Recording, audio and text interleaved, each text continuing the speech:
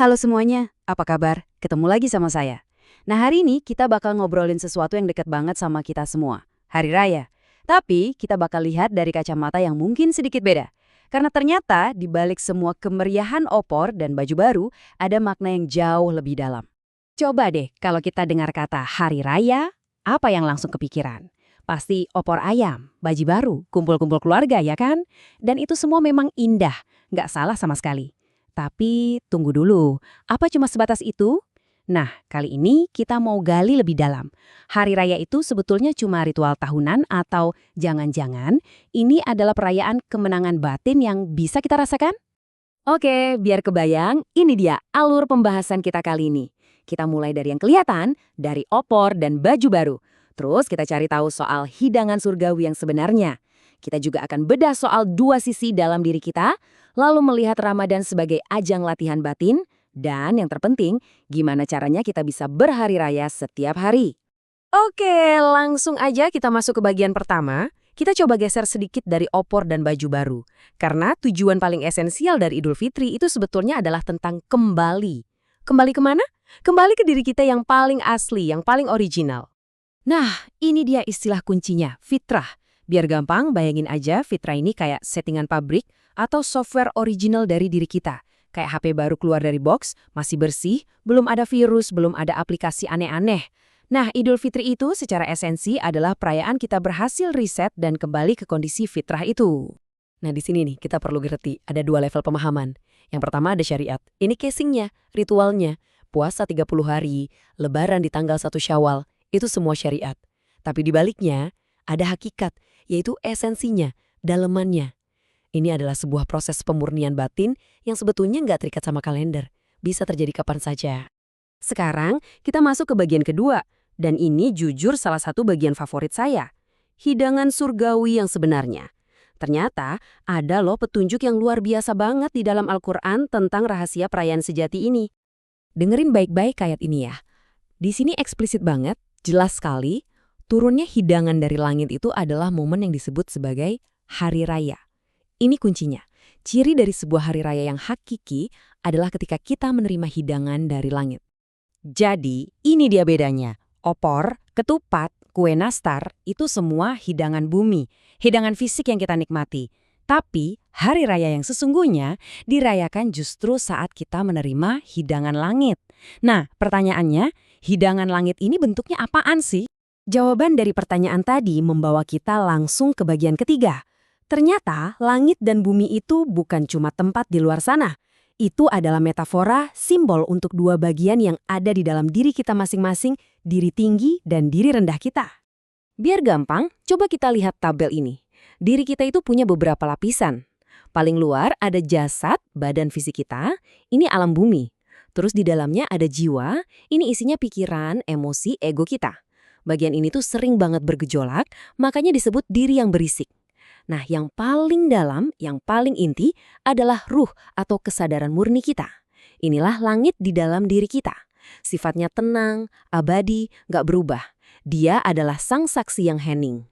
Yuk kita coba eksperimen kecil. Coba deh bayangin badan fisik kamu waktu masih SD. Ingat? Nah, sekarang pertanyaannya, apakah badan yang itu, sel-selnya, sama persis dengan badan kamu sekarang? Tentu enggak. Badan fisik kita ini terus-menerus berubah. Oke, sekarang coba ingat pikiran dan perasaan kamu waktu SMA. Mungkin lagi galau soal ujian atau drama sama teman. Pikiran-pikiran itu, emosi-emosi itu, apakah masih sama persis mendominasi kamu saat ini?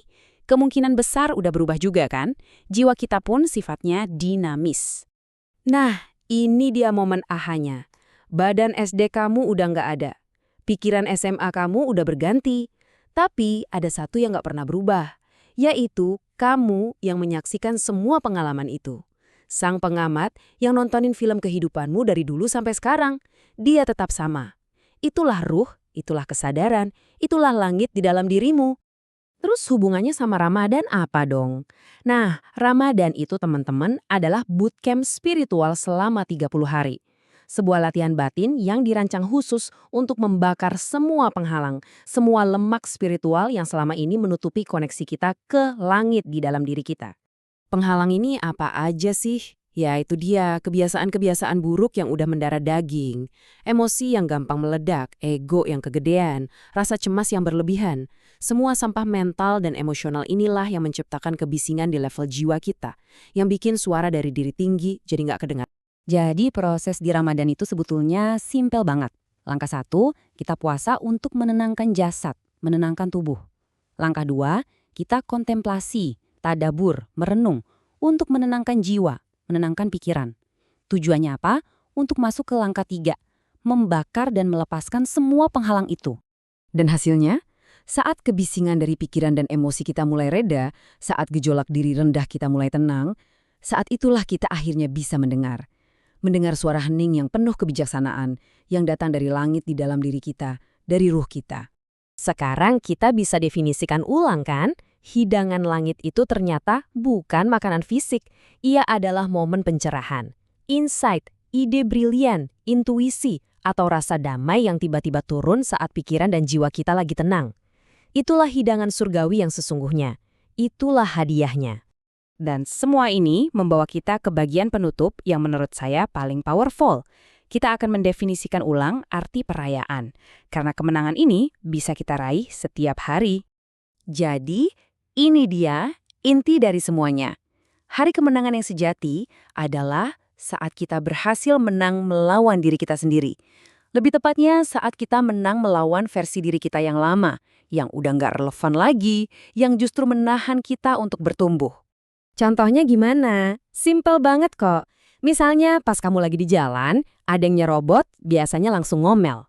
Tapi hari itu, kamu milih narik napas dan sabar. Nah, itu hari raya.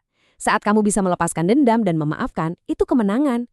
Saat kamu berhasil menahan diri dari kebiasaan buruk, sekecil apapun itu adalah kemenangan besar yang layak dirayakan. Jadi, takeaway terbesarnya adalah ini.